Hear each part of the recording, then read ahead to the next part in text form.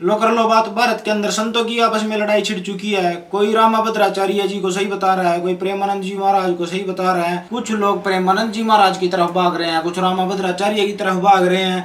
ऐसे बनेगा हिंदू राष्ट्र, ऐसे बनाओगे तुम अखंड भारत। तुम्हारे आपस के रोले तो सुलझ नहीं रहे। जो लोग प्रेमानंद जी महाराज को गलत बता रहे हैं उनको एक बात पूछना चाहूंगा, प्रेमानंद जी महाराज को संस्कृत नहीं आती, चाहे उन्हें इंग्लिश आती हो, उन्हें हिंदी भी नहीं आती, लेकिन वे एक अच्छी बात बता रहे हैं संसार को, एक शांति का माहौल बना रहे हैं संसार में। क्या गलत कर रहे हैं वे? जो लोग रामाभद्राचार्य को गलत बता रहे हैं उनकी भी क्या गलती है? उनकी संतों की आपस की बात, तुम कौन होते हो उन्हें जज करने वाले? हमें अलग बात है कि रामाभद्राचार्य जी थोड़ा कड़वे बोलते हैं, वे डायरेक्ट बोल देते हैं कि हाँ हमारे भगवान में इतनी ताकत है, और प्रेमानंद जी महाराज थोड़ा मीठे स्वभाव के हमें अलग तरीके से बोलते हैं कि अगर कोई मुस्लिम आ जाए उसको बोलते हैं कि आप अपने वहाँ का नाम लीजिए, सिख आ जाए उसको वहाँ बोलते हैं कि आप अपने वहाँ का नाम लीजिए, और हिंदुओं को भी बोलते हैं आप अपने अपने नाम लीजिए। अगर मीठी वाणी बोलता है कोई तो उसके पास ज्यादा ऑडियंस आती है, चाहे प्रेमानंद जी महाराज हो या कोई छोटा मोटा संत क्यों नहीं हो।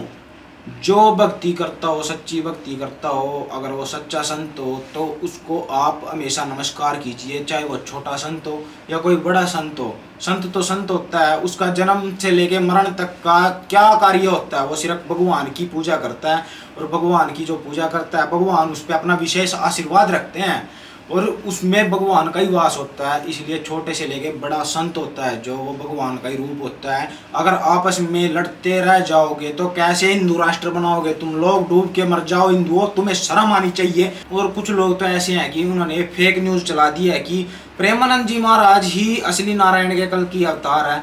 ये मैं अपनी पहली वीडियो में भी बता चुका हूँ, भाई सुधर जाओ। अगर ऐसी ऐसी न्यूज आप चलाओगे तो आपका ही मजाक बाहर के लोग आके उड़ाएंगे। और खुद प्रेमानंद जी महाराज भी यही बात कहते हैं कि अभी तो दास आया है, दास का प्रभाव देख रहे हो आप, जो इतने लोग आ रहे हैं मेरे पास, अगर प्रभु आ गए तो क्या होगा? जो दोनों आपस में कमेंटों में गालियां काटते हैं ना एक दूसरे को कि रामाभद्राचार्य अच्छे हैं, प्रेमानंद जी महाराज अच्छे हैं, और आपस में गालियां देते हैं, कोई बहन की दे रहा है, कोई माँ की गाली दे रहा है। एक बात बताना चाहूंगा अपनी माँ को और बहन को, और जिसको गाली दे रहे हो उसकी माँ को भी उसकी बहन को भी आपस में खड़ा करके आमने सामने तुम गाली दे सकते हो, जो तुम आपस में अब दे रहे हो कमेंटों में।